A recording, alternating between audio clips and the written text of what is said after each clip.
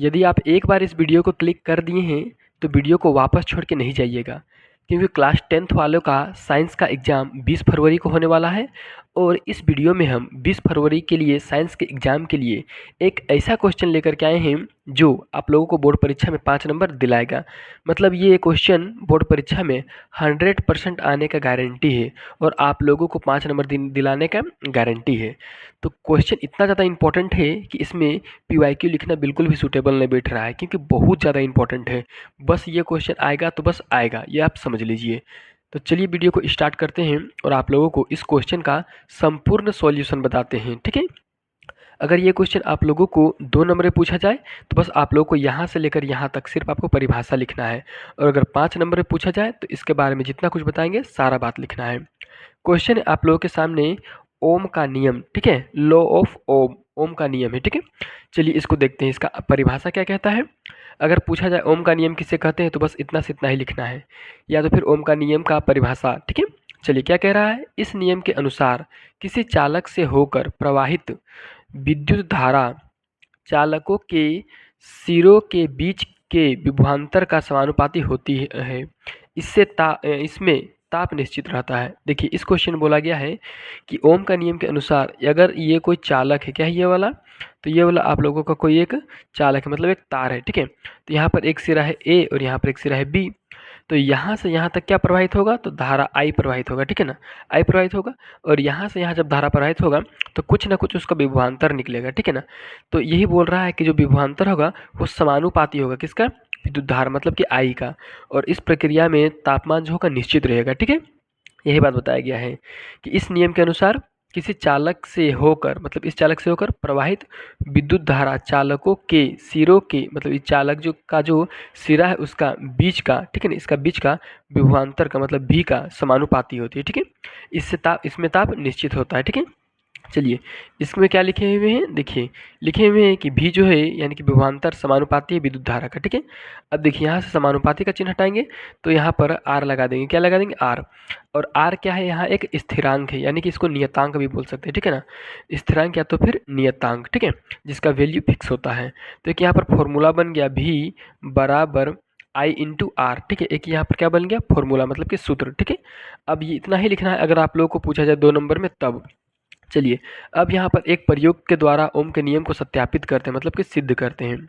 चलिए यहाँ पर क्या कह रहा है, प्रयोग चित्र के अनुसार, चित्र यहाँ पर देख लीजिए आप लोग, अभी चित्र आप लोग को ये रहा आप लोग का चित्र, ठीक है। तो फिलहाल हम यहाँ पर देखते हैं, पढ़ते हैं इसको।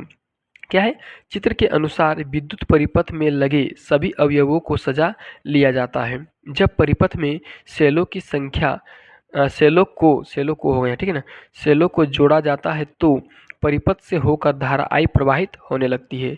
इसमें जुड़ा एमीटर धारा को मापता है तथा वोल्टमीटर विभवांतर को मापता है। देखिए यहाँ पर क्वेश्चन में बोला गया है ये एक परिपथ है, क्या है, ये एक परिपथ, ठीक है। ये है आप लोग का एक प्रतिरोध, ठीक है, और ये है आपका सेल मतलब कि बैटरी, ठीक है। अब देखिए जैसे ही इस परिपथ में इस सेल को जोड़ा जाता है वैसे ही इससे होकर विद्युत धारा प्रवाहित होने लगता है, ठीक है। और विद्युत धारा प्रवाहित होने के बाद ये फिर से ये वापस प्रवाहित होकर बैटरी के अंदर चला जाता है और इस तरह का प्रक्रिया यहाँ पर चलते ही रहता है, ठीक है। अब देखिए इसमें जो ये वोल्ट मीटर लगा हुआ है यहाँ पे वो विद्युत धारा का विभवांतर को मापता है, और यहाँ पर जो एमीटर लगा हुआ है वो विद्युत धारा का मान को बताता है, ठीक है। चलिए और यहाँ पर ये कुंजी मतलब कि स्विच है। तो ये तो हो गया आप लोगों का क्लियर। अब देखिए आगे क्या लिखे हैं, चलिए क्या लिखे हैं यहाँ पर देखिए, जब बारी बारी से सेलों की संख्या क्रमशः 1 2 3, ठीक है ना, 1 2 3 4 5 जोड़ा जाता है तो हम पाते हैं कि धारा का मान भी बढ़ जाता है। देखिए अब इसको यहाँ पर लिखते हैं, जैसे जैसे हम लोग सेलों की संख्या बढ़ा रहे हैं। देखिए यहाँ पर सेल था, सेलों की संख्या लिखे हैं, यहाँ पर वोल्ट मीटर लिखे हैं यानी कि विभवांतर, और यहाँ पर धारा मतलब कि एम्पियर, ठीक है। जब एक सेल लगाते हैं तो 2 वोल्ट का विद्युत धारा विभवांतर उत्पन्न होता है और 5 एम्पियर धारा प्रवाहित होता है। जब 2 ठो सेल लगाते हैं तो 4 वोल्ट विभवांतर होता है और 10 एम्पियर विद्युत धारा प्रवाहित होता है। जब 3 सेल तो 6 और 15, जब 4 तो 8 और 20, और 5 तो 10 और 25 एम्पियर का धारा प्रवाहित होता है। अब इसी का हेल्प से एक हम यहाँ पर ग्राफ का निर्माण किए हैं, किसका, ग्राफ। देखिए ग्राफ थोड़ा सा बड़ा है, थोड़ा सा, लेकिन दिख जाएगा। देखिए इधर है वाई अक्ष, ठीक है, ये वाला, और इधर आपका है एक्स अक्ष, ठीक है। एक्स अक्ष में हम लोग क्या लिखे, विद्युत धारा को जो है 5 10 15 20, ठीक है। अब देखिए 20 के बाद एक बार 25 भी है, ठीक है ना, तो यहाँ पर हम लिख देते हैं 25, ये रहा आप लोगों का सामने, ठीक है। अब देखिए ग्राफ अगर पेपर रहता तो पूरा सीधा सीधा दिखता है, लेकिन ये वाइट पेपर है और इधर विभवांतर 2 4 6 8 10, ठीक है। जब ये दोनों का मान हम लोग, जैसे यहाँ से 2 आएगा, यहाँ से 5, ये यहाँ पर मिलेगा, ये 10 और ये 4 यहाँ पर कुछ मिलेगा, ठीक है। ये 15 और ये 6, ठीक है ना, कुछ यहाँ पर मिलेगा, थोड़ा सा घट बढ़ गया है, ठीक है। और जब इस तरह से एक हम लाइन खींचेंगे तो हम यहाँ पर हम लोगों को एक सरल रेखा प्राप्त होता है। क्या प्राप्त होता है? सरल रेखा। इससे ये बात पता चलता है कि ओम का नियम जो है उसमें जो भी है, ठीक है ना, वो समानुपाती होता है आई का, ठीक है। मतलब जैसे जैसे हम विद्युत धारा का मान बढ़ाएंगे वैसे वैसे विभवांतर का मान बढ़ाएंगे वैसे वैसे विद्युत धारा का मान बढ़ेगा, या ऐसा भी बोल सकते हैं अगर विद्युत धारा का मान बढ़ाएंगे तो विभवांतर का मान भी बढ़ेगा, ठीक है। तो इस प्रकार से हम आपको एक इम्पॉर्टेंट क्वेश्चन बताए हैं।